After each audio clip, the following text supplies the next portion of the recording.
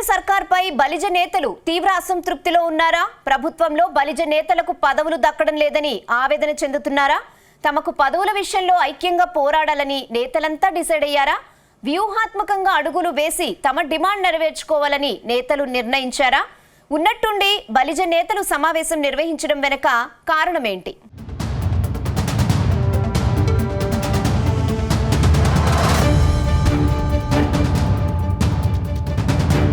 ఆంధ్రప్రదేశ్లో కూటమి సర్కార్పై రాయలసీమ బలిజ నేతలు మరో పోరాటానికి సిద్ధమైనట్టు తెలుస్తోంది. కూటమి ప్రభుత్వంలో రాయలసీమకు ప్రాధాన్యత లేదని, తమకు హక్కుగా దక్కాల్సిన పదవులు రావడం లేదని బలిజ నేతలు అసంతృప్తితో రగిలిపోతున్నట్టు సమాచారం. రాష్ట్రంలో కూటమి సర్కార్ అధికారంలోకి రావడానికి బలిజలు కాపులే కారణమని, అలాంటిది తమను ఇప్పుడు పక్కన పెట్టేయడం ఏంటని ప్రశ్నిస్తున్నారట. ముఖ్యంగా రాయలసీమకు చెందిన నేతలకు అసలు ప్రాధాన్యతే లేదని వాదిస్తున్నారు.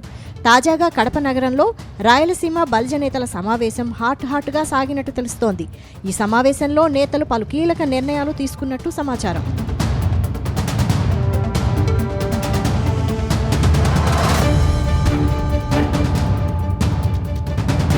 ప్రస్తుతం కూటమి సర్కార్లో కొలువుల జాతర కొనసాగుతోంది. ఇప్పటికే నామినేటెడ్ పోస్టుల భర్తీ దాదాపు పూర్తయింది. అయితే ఈ పోస్టుల్లో బలిజ నేతలకు ప్రాధాన్యత ఇవ్వలేదు. దాంతో ఈ నేతలంతా తీవ్ర అసంతృప్తికి లోనయ్యారట. రాష్ట్రంలో కూటమి సర్కార్ అధికారంలోకి రావడానికి ముఖ్య కారణమైన తమనే ప్రభుత్వం ఎందుకు పట్టించుకోవడం లేదని గుస్సా అవుతున్నారట.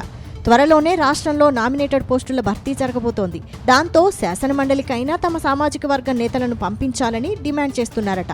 తాజాగా కడపలో జరిగిన సమావేశంలో నేతలంతా ఐక్యంగా ఉండి పదవులు సాధించాలని నిర్ణయించుకున్నట్టు తెలిసింది. తిరిగి ప్రజాస్వామ్యం పునరుద్ధరించడానికి తెలుగుదేశం, జనసేన, భారతీయ జనతా పార్టీల 3 పార్టీల కలయికతోటి ఒక అద్భుతమైనటువంటి ప్రభుత్వం రావడానికి ప్రధాన కారకులైనటువంటి రాయలసీమ ప్రజలందరికీ కూడా ప్రత్యేకమైనటువంటి అభినందనలు తెలియజేస్తున్నాను. అదేవిధంగా బలిజలు కానీ ఇతర వెనకబడిన వర్గాల వారు కానీ పెద్ద ఎత్తున ఈ ప్రభుత్వం రావడానికి ఎంతగానో కృషి చేశారు.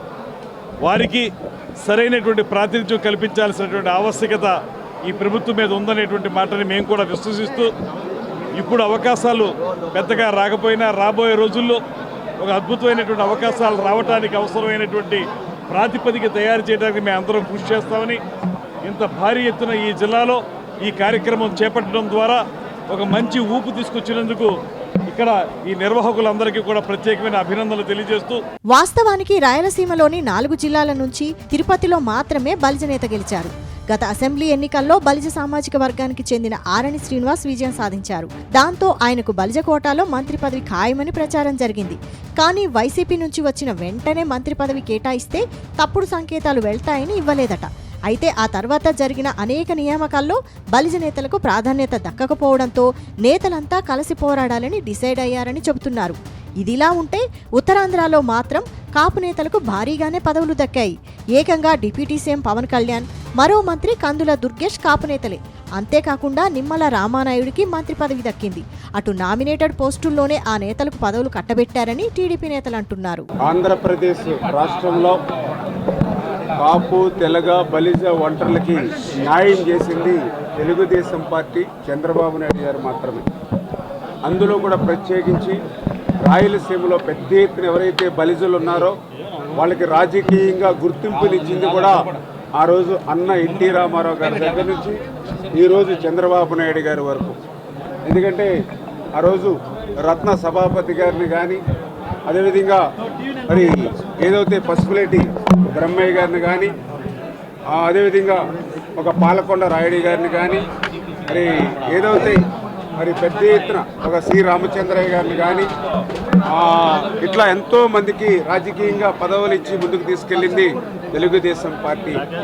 అదేవిధంగా ఎవరైతే ఈ యొక్క కాపు, తెలగ, బలిజ ఒంటరి కులస్తులు మరి ఆర్థికంగా వెనుకబడి ఉన్నారు, వీళ్ళని బీసీలుగా చేర్చేలోపు కూడా న్యాయం చేయలేని ఆలోచనతో ఒక SC corporation, BC corporation, minority corporation ఏ మాదిరిగా అయితే ఉంటాయో ఆ మాదిరిగా కాపు కార్పొరేషన్ పెట్టి పెద్ద ఎత్తున ఆ రోజు కాపు, తెలగ, బలిజ ఒంటరి కులస్తులు కూడా న్యాయం చేసింది తెలుగుదేశం పార్టీ మాత్రమే.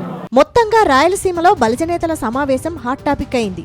నేతలు ఉన్నపళంగా ఇప్పుడు సమావేశం నిర్వహించడం వెనక ఇంకా ఏదైనా కారణం ఉందా అని టీడీపీ హైకమాండ్ ఆరా తీస్తోందట. చూడాలి మరి రాయలసీమ కాపు నేతల విషయంలో టీడీపీ పెద్దలు ఎలాంటి నిర్ణయం తీసుకుంటారు, త్వరలో ఖాళీ అయ్యే ఎమ్మెల్సీ స్థానాల్లో ఎన్ని సీట్లు కేటాయిస్తారు అనేది తెలియాలంటే కొద్ది రోజులు ఆగాల్సిందే.